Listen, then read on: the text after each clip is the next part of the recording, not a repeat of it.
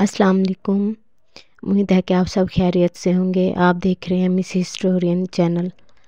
آج ہم آپ کو فلپائن کی تاریخ کے بارے میں بتائیں گے۔ اس سے پہلے آپ ہمارا چینل سبسکرائب کر دیں اور ساتھ دیے گئے بیل کے آئیکن کے بٹن کو دبا دیں تاکہ آپ کو ہماری نیو ویڈیو مل سکے۔ شکریہ۔ فلپائن نے اپنا نام فلپ II سے لیا، جو 16ویں صدی میں جزائر کے ہسپانوی نوآبادیات کے دوران اسپین کا بادشاہ تھا۔ چونکہ یہ 333 سال تک ہسپانوی حکمرانی کے تحت تھا اور مزید 48 سال تک امریکی سرپرستی میں تھا، فلپائن کی مغرب کے ساتھ بہت سی ثقافتی وابستگی ہے۔ ملک 20ویں صدی کے آخری سہ ماہی میں سیاسی انتشار تھا۔ پریس کے تحت ایک دہائی سے زیادہ آمرانہ حکمرانی کو برداشت کرنے کے بعد فرڈینینڈ مارکوس 1986 میں وسیع پیمانے پر مقبول عوامی طاقت کی تحریک نے حکومت کے خلاف ایک بے خون بغاوت کی قیادت کی۔ اس تصادم کے نتیجے میں نہ صرف جلاوطنی ہوئی بلکہ فلپائن میں جمہوری حکومت کی بحالی بھی ہوئی۔ فلپائن جنوبی مشرقی ایشیا کا واحد ملک ہے جسے مغربی نوآبادیات کا نشانہ بنایا گیا تھا۔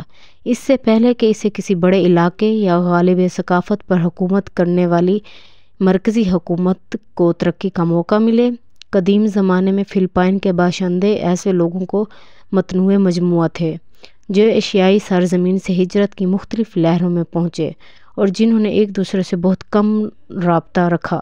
چینی تاجروں کے ساتھ رابطہ 1982 میں ریکارڈ کیا گیا تھا اور جنوبی ایشیا سے کچھ ثقافتی اثرات جیسا کہ سنسکرت پر مبنی تحریر نظام انڈونیشیا کی سلطنتوں سریویجایا اور مہاجہاپات کے ذریعے جزائر پر لے گئے تھے، لیکن خطے کے دیگر حصوں کے مقابلے میں فلپائن پر چین اور بھارت دونوں کا اثر و رسوخ بہت کم اہمیت کا حامل تھا۔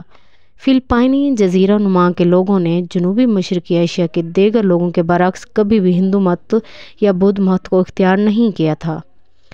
فلپائن کی ہسپانوی سے پہلے کی تاریخ کچھ بعد کے اکاؤنٹ سے جو اندازہ لگایا جا سکتا ہے، اس کے مطابق 15ویں صدی کے فلپائنی بنیادی طور پر کھیتی، شکار اور ماہی گیری کو تبدیل کرنے میں مشغول رہے ہوں گے۔ کاشت اس سے مستثنیٰ تھی۔